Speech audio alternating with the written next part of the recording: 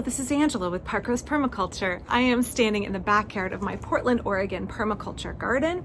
We are in zone 8B and it is a very, very warm August afternoon here. You can see the sun back behind me is really intense. So I'm hiding under the shade of my pergola while I chat with y'all a little bit today. I actually can't make too long of a video. I am headed up to my dad's house and we work on woodworking projects together, and I've started making some new knives. So that's my project for this afternoon in the cool of his garage out of the heat of the sunshine. I did most of my gardening work this morning and I will do a little bit more picking at the end of the day.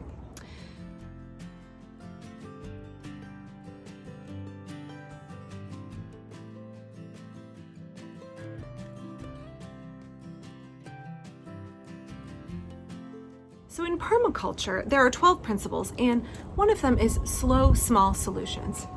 And I think about that and the myriad ways that it is applicable to so many scenarios in our lives.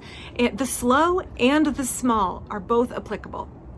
And in this video, I want to really stick to the small solutions and why keeping things small is a solution unto itself. So if you had asked me when I was a kid or a 20-something even what I envisioned for my future, I wanted a farm with 20 acres. I wanted a great big Victorian farmhouse like my grandparents had in Indiana with 3 carved maple fireplaces and a great big dining room where I could feed all of my bajillion kids I was gonna have and all of my grandkids and the neighborhood, and a great big wraparound porch I could sit out on and knit in the evening and, watch the sheep roaming in the pasture I inevitably was gonna have. I wanted to have ducks and chickens and geese and a pond, and I wanted to have a barn and keep a couple of dairy cows, and these were my aspirations. Particularly, I wanted to have a very large market garden and be able to draw a substantial portion of our family's income off of our homestead. Being a homesteader / homemaker was something that I wanted from a very young age. And none of that has come to reality. None of that has come to fruition, and that is okay.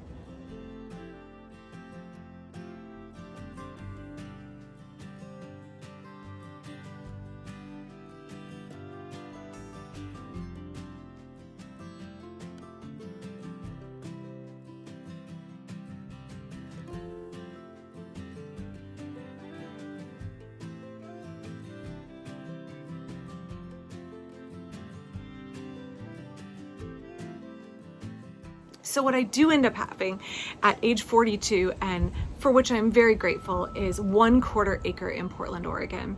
Now, we tried living rural in Oregon for a couple of years. In fact, a friend had a 20-acre property that we were allowed to garden on, and it was really lovely, and rural living was not for us for a number of reasons. I love living in the city. I love the cultural and social outlets it provides for my 4 children and myself. I love the fact that it is close to my partner's work.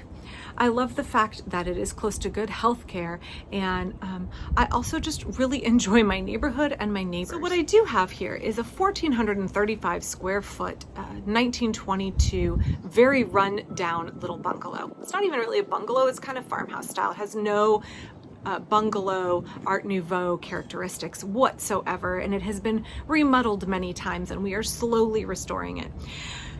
There's about a 300 square foot basement here, so total size of our house, including the unfinished basement, is about 1,750 square feet.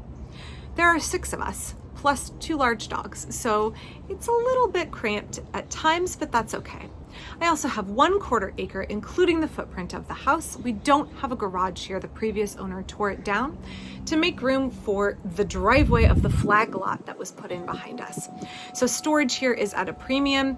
In fact, if you look behind me here, you can see that I have built a lean-to bike shed. I store things like my solar dehydrator under this pergola because I just don't have storage, and schlepping things up and down to the basement is challenging and frustrating. So things get parked out here until the rainy season. It is a little bit cluttery. So in my 1/4 acre, I have ducks, I have bees, I have chickens, which are all permitted. It was actually a really enjoyable process to get a permit for those.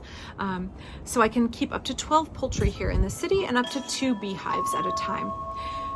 I have more than 40 fruit and nut trees, and I'll get to that in a minute. It's too many, and I'm going to be reducing the number in the coming years.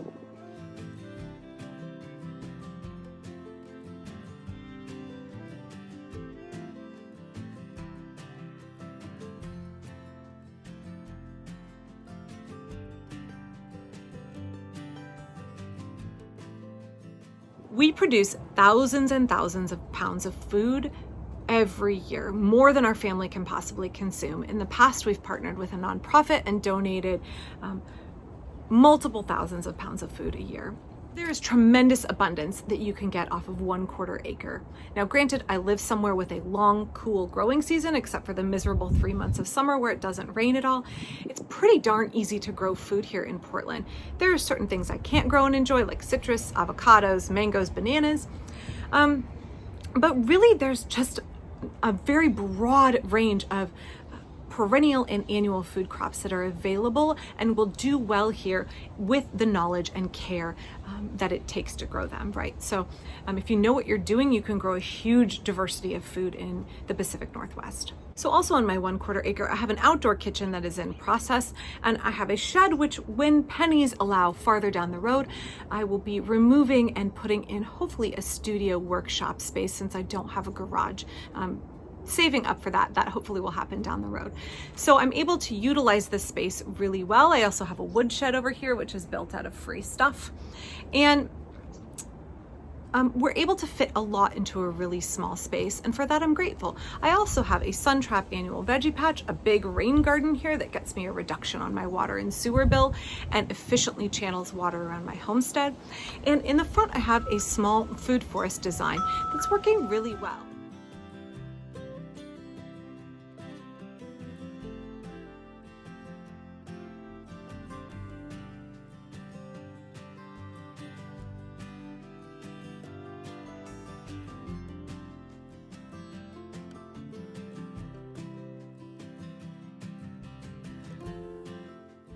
So how can small be more sustainable? How can small be a positive concept all on its own? Now, like I said at the beginning, I dreamed of my 20 acres. And if you look in the local sustainability groups, if you look in some of the homesteading groups, the discussion tends to go this way. Do I need 5 acres? Do I need 20? Do I need 100? How many do I need to be sustainable? How big of a farmhouse do I need? How big of a barn do I need? Do I need a 2-car garage, 3-car garage? What kind of outbuildings will I need? And I think that it's really fun to daydream. I mean, I love looking at those real estate listings of those great big old farmhouses and dreaming of moving to Nova Scotia and buying, 100 acres and a gorgeous farmhouse for far, far less than my rundown little house here in the city. But I don't want to leave Portland. And also, there's the dream and then there is the reality. And the reality honestly can be much more enjoyable.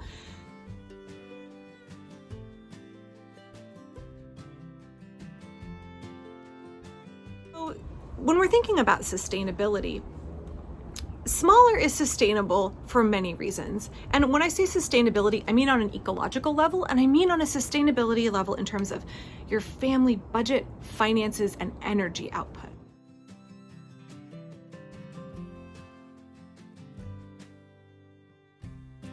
So when you have a smaller house, even though you may be like me and dream of that great big old Victorian, your financial obligation in terms of upkeep, maintenance, and repairs of the house is much smaller because you have fewer things that can break down. You have less siding that will need painting over the years.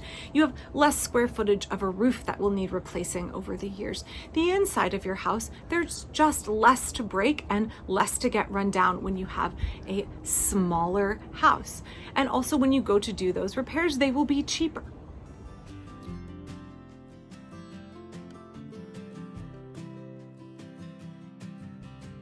Smaller spaces also use energy more efficiently by and large. Now, obviously, we've had insulation blown into our old house. We've had more efficient windows put in the front of the house. We've done a number of things to increase the efficiency, but even without doing any of that, a small house takes less energy to heat in the winter, and it takes less energy to keep it cool in the summer.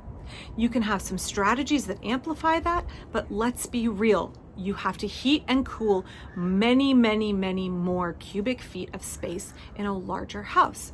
So it's going to cost you more in the long run.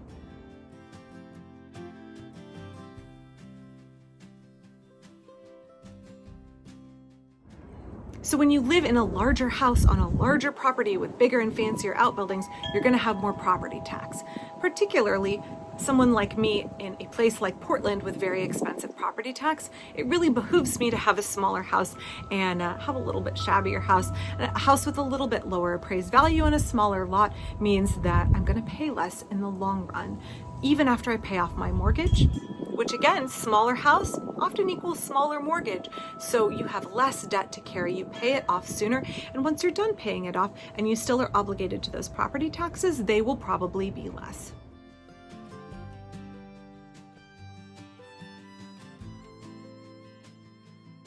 Living in a small space and having a small garden forces you to use your space far more efficiently. Like I said, there are 6 of us. 3 of my kids are teenagers now. And boy, oh boy, we are a big, tall family. I'm 6 feet tall. My husband is 6'3".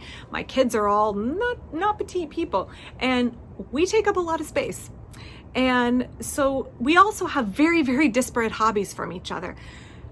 My husband really loves board games. He collects them. He collects card games. I really like fiber arts and sewing. These are hobbies that take up space. My 2 eldest kids love to paint. They also love to do needle felting. My 3rd child really loves to draw. And all of my kids love to whittle. And these are the kinds of hobbies that take up space. And when you're all doing different hobbies, you need more space. But when you're in a small house, you're forced to utilize your space more efficiently so you don't drive yourself crazy with the chaos. So for me, living in a smaller house has caused us to be much more efficient with our use of space and be more organized. And that's really been an asset in the end. It's really been a good thing. I don't have any space for a messy room where I can just shove the clutter. There's nowhere to do that because every inch of our space is utilized.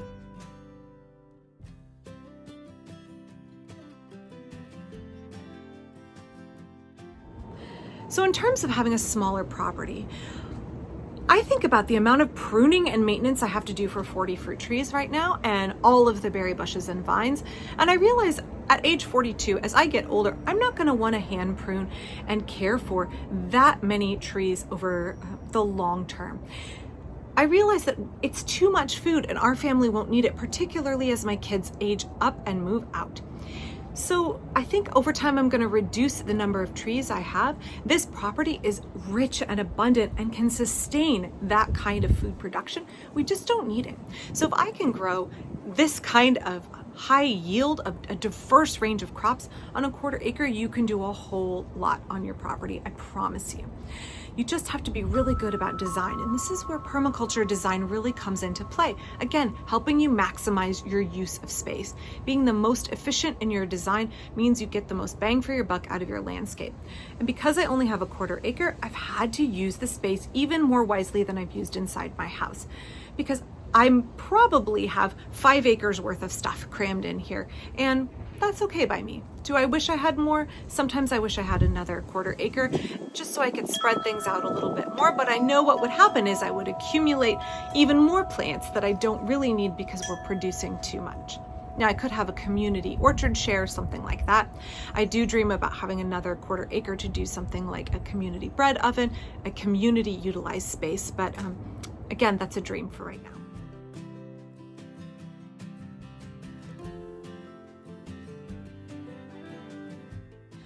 So folks might argue with me, okay, Angela, you cannot be truly sustainable on a 1/4 acre. Of course not, but I don't view sustainability the same way that a lot of people do. I don't have that kind of prepper mindset of self-sufficiency is the key to sustainability. In fact, I have said many, many times on this channel, self-sufficiency is a hindrance to sustainability. We are a social species. We are a species that is most efficient and most resilient when we have community interdependence. So I don't really want to live in the middle of nowhere and try and do everything all for myself on my own property. I buy my beef from a local farmer just outside the city because I obviously can't raise cattle here. I buy my milk I import all kinds of things onto my property, and I'm okay with that because my goal is not self-sufficiency, but community interdependence. And I think that's the key to sustainability on a small plot, is having a highly integrated local food economy, highly integrated local social system. So I think one of the keys for sustainability and resilience is building those strong local connections, strong community connections, establishing things like a local tool library so that you aren't dependent on buying and storing and maintaining all of these tools you use very rarely. Instead, they are owned on a community level, and the maintenance and use of them is distributed amongst the group. Just like I think it's important when we are looking to be sustainable on a small plot of land to have community spaces like parks and community gardens, particularly for apartment dwellers, but really for anybody. I don't have a lawn here. I don't have playground equipment here. I love being able to harness my local parks for my kids to get a play space. Helps me use my yard more efficiently because I know that I can rely on community infrastructure and community spaces to provide certain elements, so I don't have to provide them all for myself on site. I can look at the greater community and see what's there for me to take advantage of and see what's there for me to contribute to as well. Do I wish that I had those 20 acres in the country? No, I love my life here. You may live in the country on 2, 5, 20 acres, 100 acres. You may love it. That's great. But it's not requisite for us to have a large swath of property, nor a large house to think about living a regenerative and sustainable lifestyle. We can harness those community infrastructures, and actually in a lot of communities, we can strive to build them in the first place, get them set up, get them functioning, so that those of us who are living in smaller setups, more densely packed areas, can also really embrace resilience and sustainable living. We can be sustainable not only in the ecological sense, but in the budget sense and in the sense of how we use our time.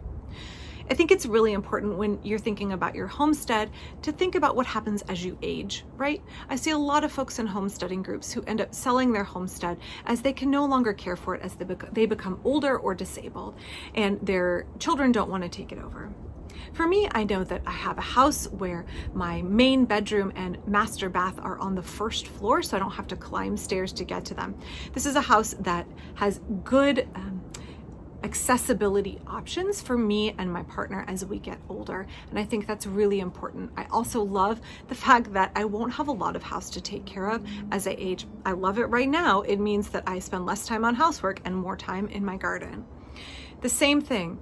As I age, I will have less garden to take care of. As I said, I'm going to be removing some trees and kind of reducing the workload, kind of phasing out as our food needs decrease as my kids get older and grow into adults, and think about other ways that I can utilize the space that reduce my workload over time. So no, I don't lack for anything. The resources that I cannot produce here on site, I can find through local community avenues, through local farmers, through local connections. And that's what's really important to me. And I think that makes me far more resilient because I'm not overextending myself here at home on my own property. I have time for arts and crafts that I love. I have time for cultural, social interactions. I have time to enjoy the city in which I live. I have time to enjoy my children. I have time to make responsible purchases within the community that are necessary to support my family and take care of my family.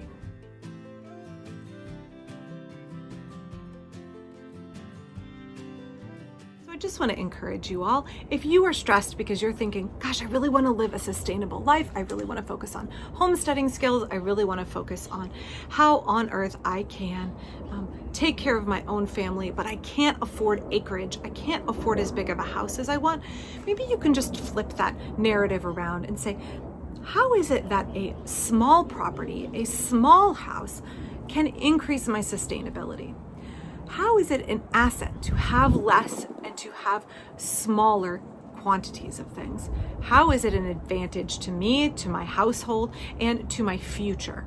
So be encouraged. Don't be discouraged. It's okay. Don't try and keep up with the Joneses. Don't try and keep up with some idealized notion of what it is to be a homesteader or to try and live a resilient, self-sufficient life. Think about those community connections. Think about utilizing the property that you have. Think about blooming where you're planted.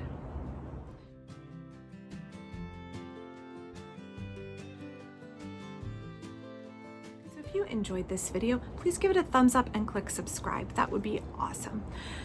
If you have thoughts that you'd like to share on homesteading or gardening or small holding on a small property and how it has benefited you, or questions you might have for me as somebody who has been practicing this for 13 years on this property here, please go ahead and leave those in the comment section. I read everything. I've been getting a lot more comments lately, so I might not reply to each and every one, but I do read and appreciate everything y'all say.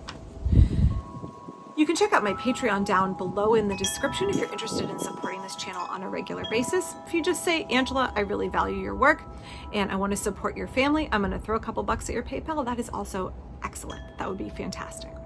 So I'll be back later this week. And also don't forget, on Fridays, I upload on my new channel, Parkrose Hausfrau, where I will be having a whole range of sustainable domestic homemaking skills. Thanks.